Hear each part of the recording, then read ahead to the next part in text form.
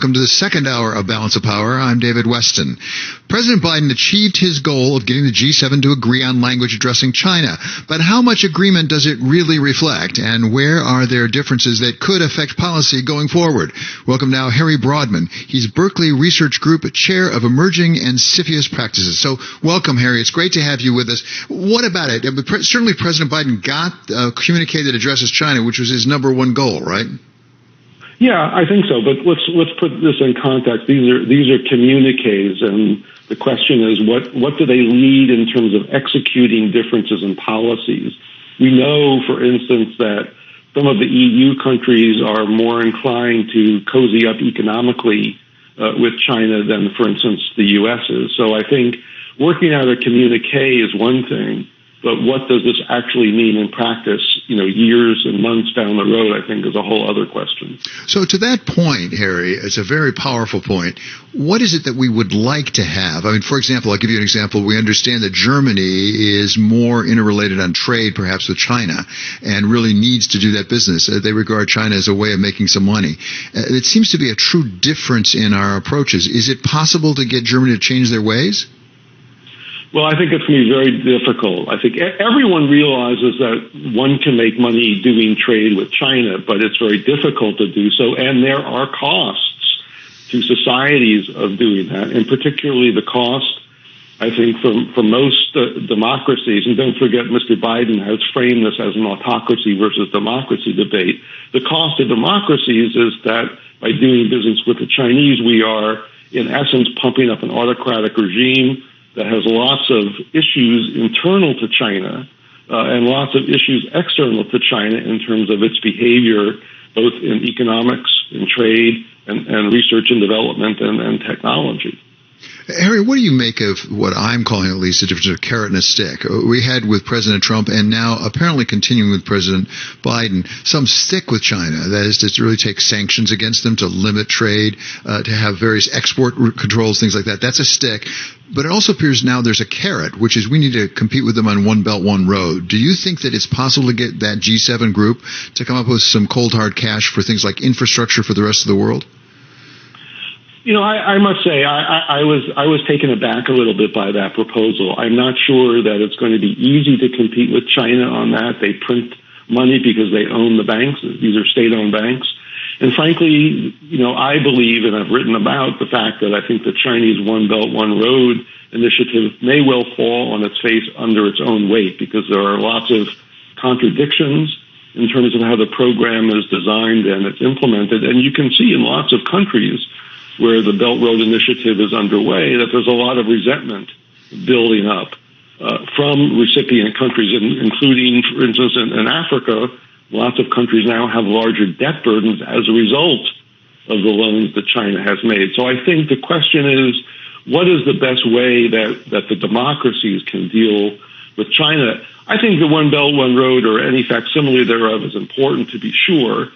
But I think what's even more important for, the rest of the world is coming together among democracies to strengthen our research and development and our technology so that we don't end up with a world that's decoupled, which is the term that is being used, having a China on one side of the ledger and the rest of the world on another. So there, to that extent... Sorry, I beg your pardon. Please go ahead. So I was going to say, to that extent, the communique has a very important annex to it that I don't think a lot of people have focused on, which is a research compact among the G7, where they talk about we need to collaborate more strongly among ourselves. And that happens to be an issue that I've been following quite closely. Sorry. Well, no, not at all. I interrupted you, and you're making a very important point. This comes on the heels of moving forward on the Senate side, at least. We haven't seen from the House yet of that $250 billion package. I think it started out being called Endless Frontiers, where the United States would invest for the United States in basic research as well as some chip making. Is there a potential for that to really be put together with other countries? I think that's what this research compact is all about. And I'll tell you, the one thing that really does need to be done is among the G7 and other advanced democracies, we have a mature system of international trade and international investment agreements. We don't have anything of that sort in terms of the science and technology agreement area. I know because I used to be the negotiator for the United States in international science and technology agreements. So I think providing funding is one thing, but how we actually interact with one another in terms of reciprocity, in terms of openness and transparency, and trying to align our domestic S&T and R&D enterprises is extraordinarily important in my view. Do you have a sense that the Biden administration understands what you just said? I mean, is that a priority to come together? I mean, you said it's in an annex here.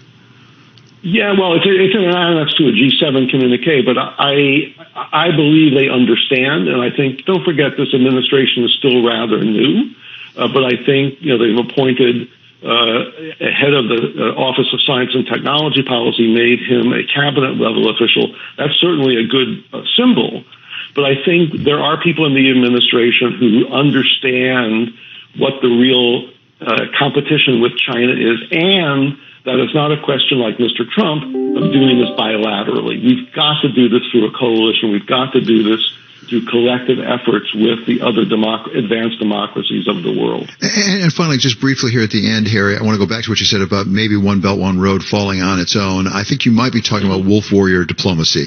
Is that backfiring on China, do you think? Yeah, I think it is. And I think, the rest of the world is not naive when it comes to the strings that are attached to these investments. And I think even more importantly, these investments are being made between the Chinese government and the government elites of the recipient countries. This is not something that's being done at the population level. So who is willing to sign on to these loans that then come back to haunt you? It's the government elite. And do we even know what's in the fine print in the loans? Because there hasn't been a lot of transparency. That's exactly a problem. And most people think of these loans as coming from the Chinese, quote, private sector. This is not a private sector system in China. These are state-owned policy banks. And they really are more like official loans, just like we do from the IMF or the World Bank. And they are not transparent. That's a huge issue as far as I'm concerned. Exactly, like excluding Paris Club. I have seen some studies that they exclude Paris Club restructuring from some of it. Thank you so much. It's really great to have you with us, Harry. That's Harry Broadman of the Berkeley Research Group. Coming up here, inflation fears are throwing off heat, but is there much